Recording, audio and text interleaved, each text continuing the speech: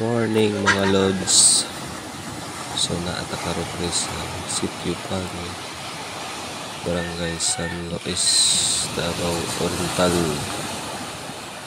So mga lods, update ta sa langit part 2. Wala kayong langit mga lods. Wala dito sa parang sa ubos. Total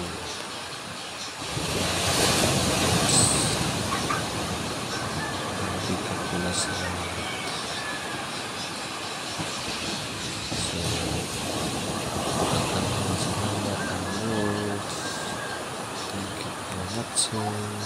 please subscribe and follow my channel.